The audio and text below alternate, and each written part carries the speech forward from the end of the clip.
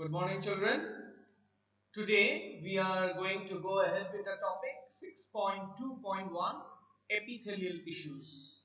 In our previous classes, we have known about the various types of animal tissues. Out of that, the first tissue we discuss today is epithelial tissue.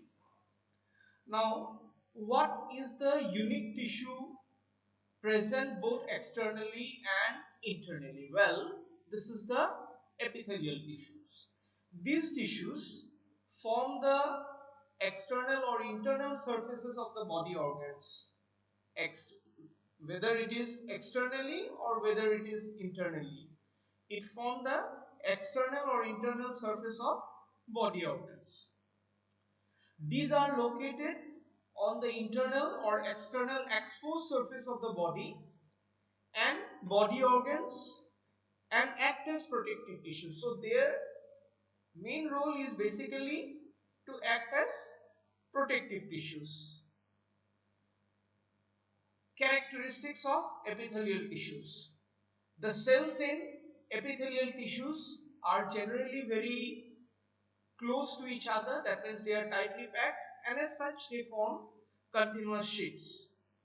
So any material that enters the body must cross at least a layer of epithelium.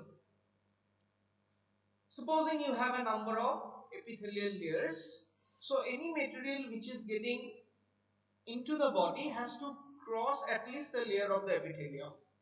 Therefore, permeability of the epithelial cells is very important in regulating the exchange of materials between the internal and external environment of the body. So, when you talk about entry or exit of materials, there the permeability of the epithelial cells becomes very important, because that permeability will regulate the movement or exchange of materials between the internal environment and external environment of the body, into the body or out of the body. A small amount of cementing material is present between the cells. Supposing you have got two cells in the epithelial tissue. In between the two cells, always a small amount of cementing material is present. That will hold the cells together. There is very little or no intercellular space between the cells. The gap between the cells is absolutely absent in case of epithelial tissue. So no intercellular space. Whatever is the space present, that is filled up with the cementing material. The cells of the epithelial tissue are placed over a thin extracellular fibrous membrane called basement membrane. Below the epithelial tissue at the bottom, you have a thin extracellular fibrous membrane. This is fibrous in nature, it is extracellular in nature, it is thin in nature. At the lowest position, lowermost place, below the epithelial cells, you have got a membrane. That membrane is called basement membrane. Well, these are all characteristics of epithelial tissues in general. Now we are going to see various types of epithelial tissue. We will study various types of epithelial tissue mainly based on structure and function. Now, on the basis of number of layers, we can classify epithelial tissues into two main types. One is the simple, made up of single layer of cells.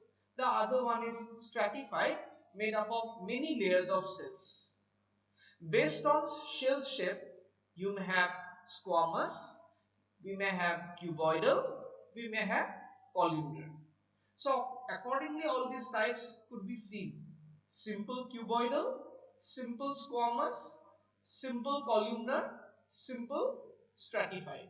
Well, in case of all these epithelial cells, whatever I have told you, you will find this basement membrane at the lowest position, which has been already said. We will take up one tissue after another now. First of all, simple squamous epithelium. Well, squama means what? It means scale. Squama means scale of skin. So simple squamous epithelium. Where is it located? Lining of various body cavities. It could be the lining of mouth and internal organs. That means the lining of esophagus, lining of alveoli, including the blood vessels. If you look into the structure, the cells, they are extremely thin, flat, and are arranged very close to each other. They look like the tiles of a floor. At the lowest position, you are able to see this basement membrane. Coming back to the function, mainly it is protective. At the same time, it will help in the exchange of materials.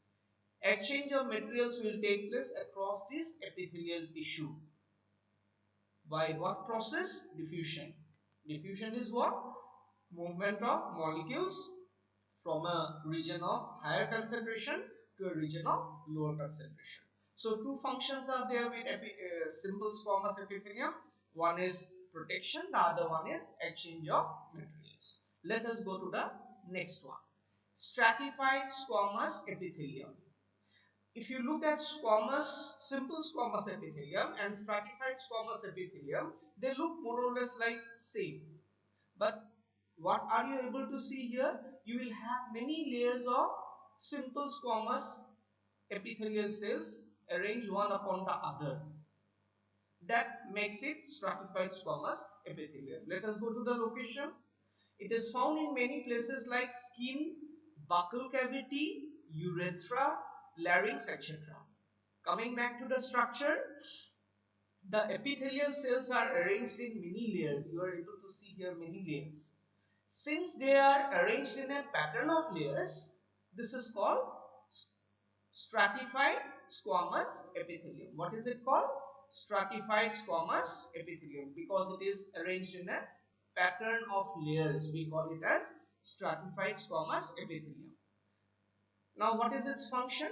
Due to its thicker nature, it is mainly protective in nature. You see the thickness, and because of its thickness, it can do a protective role. Well, that is all about stratified squamous epithelium.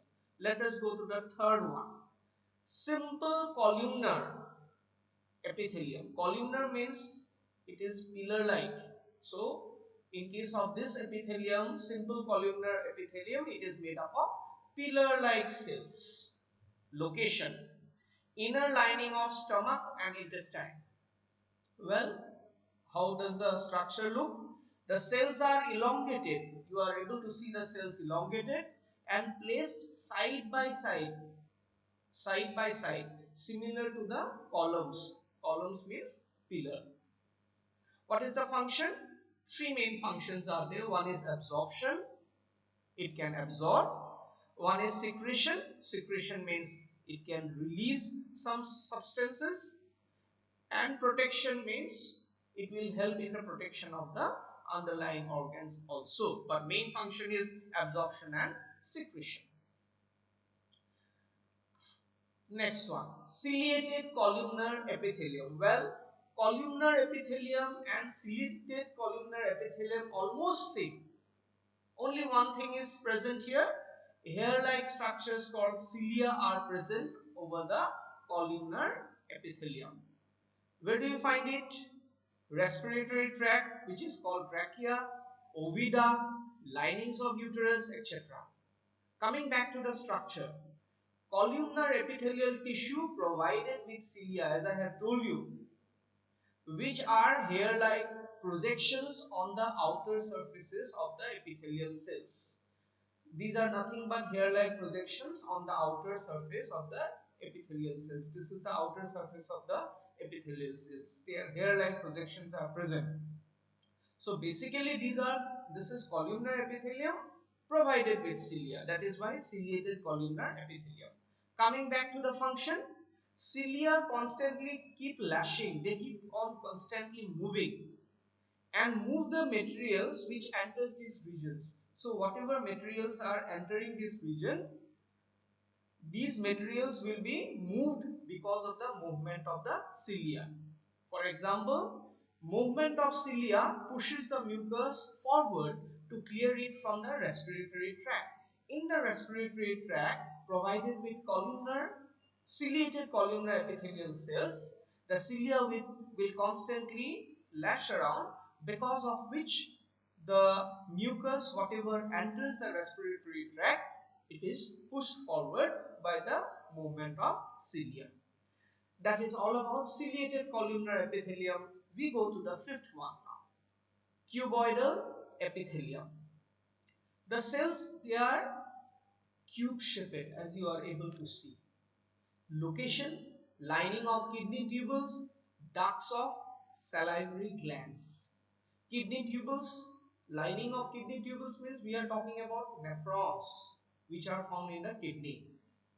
And ducts of salivary glands means from the salivary glands, the ducts which, or the tubes which carry the saliva away. So lining of kidney tubules and ducts of salivary glands will have cuboidal epithelium.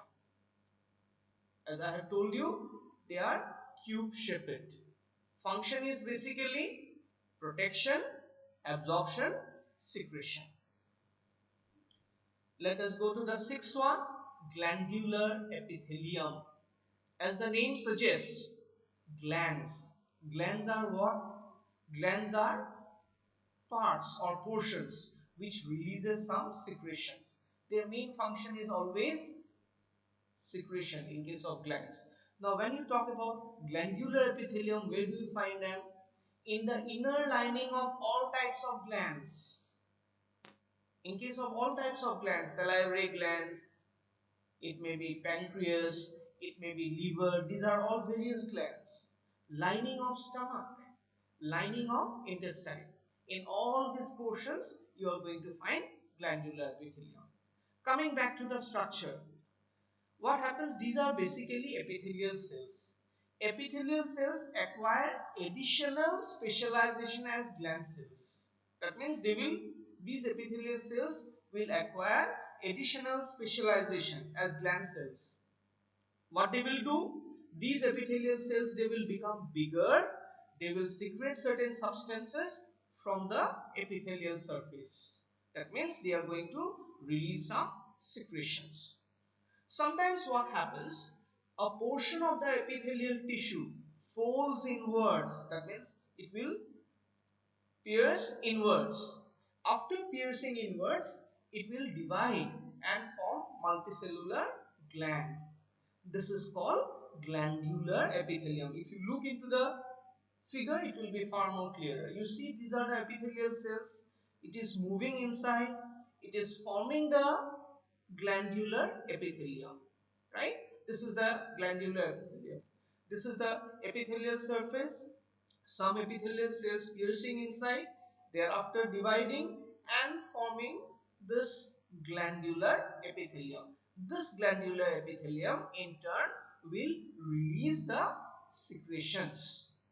Now what is the function? Secretion of enzymes, secretion of hormones, secretion of any chemical substance. It may be mucus or it may be milk, etc.